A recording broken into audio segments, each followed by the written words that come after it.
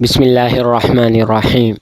رسول اللہ صلی اللہ علیہ وآلہ وسلم کی رضاعت اور حلیمہ سعدیہ رضی اللہ تعالی عنہ کی آپ کی وجہ سے برکات۔ رسول اللہ صلی اللہ علیہ وآلہ وسلم کو دودھ پلانے کے لیے حلیمہ رضی اللہ تعالی عنہ کا انتخاب ہوا۔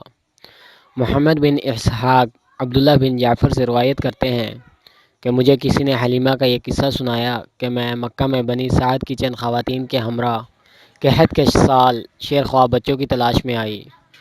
بقول واقعی 10 عورتیں تھیں۔ میں سفید گدھی پر سوار تھی جو نہایت سست رفتار تھی۔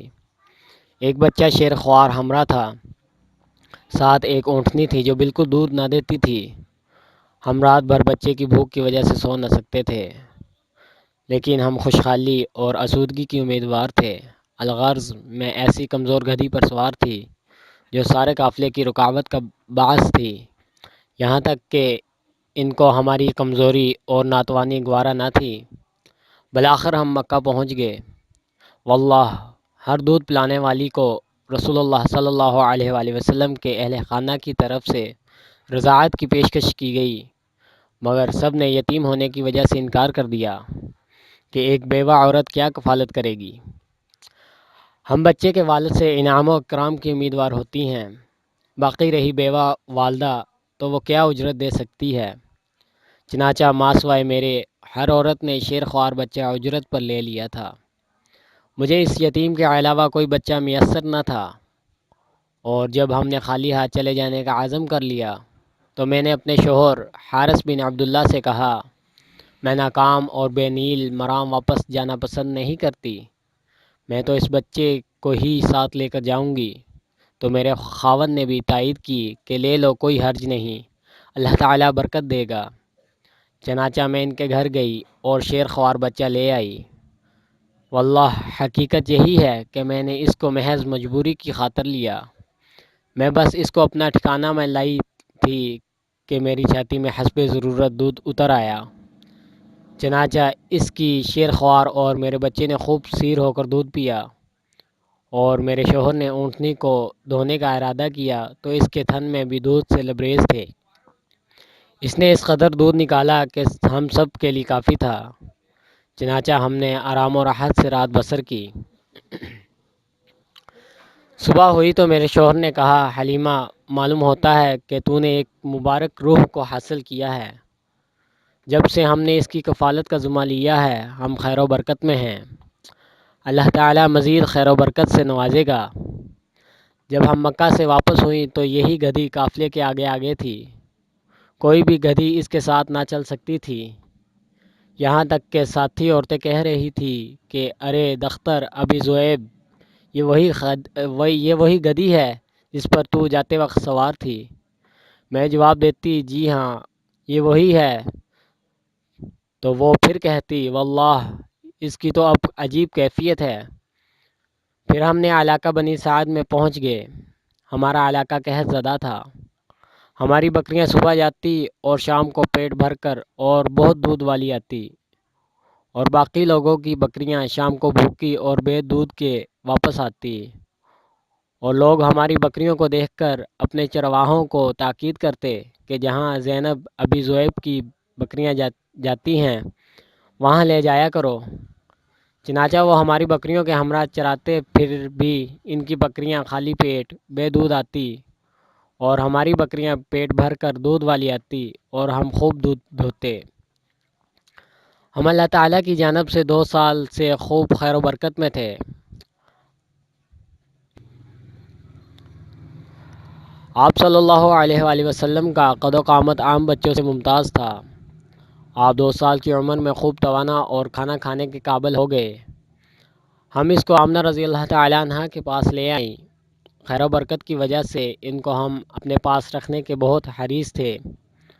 پھر ہم نے ان کی والدہ سے عرض کیا، کیا آپ اجازت دیں ہم اس کو 1 سال اور اپنے پاس لے جائیں، شاید مکہ کی آب و ہوا ان کو راس نہ آئے۔ ہم برابران ان کی منت سماجت کرتے رہے حتیٰ کہ وہ راضی ہو گئی۔ ہم ان کو اپنے ہمراہ لے آئے۔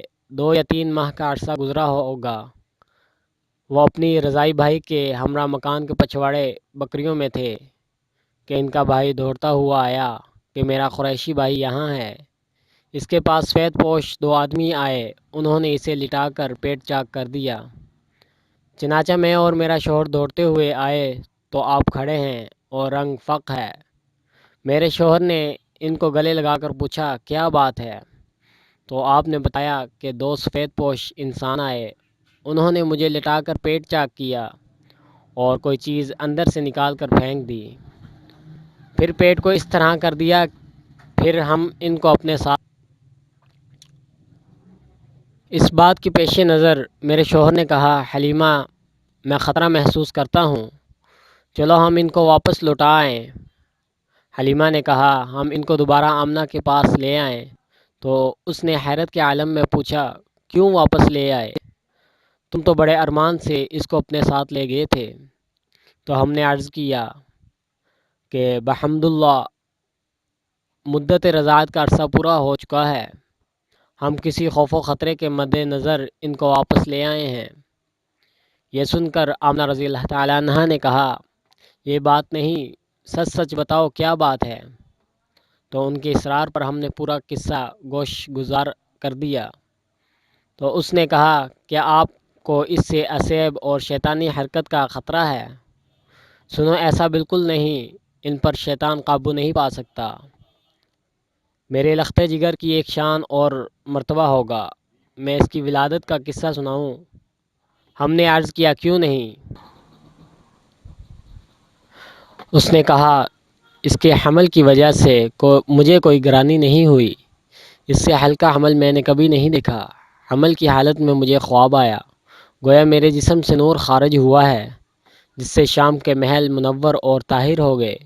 پھر واضح حمل بھی خلاف عادت ہوا کہ وہ زمین پر ہاتھوں سے ٹیک لگائے آسمان کو دیکھ رہا تھا۔ آپ ہر قسم کے خوف و خطرے کا خیال چھوڑ دیں۔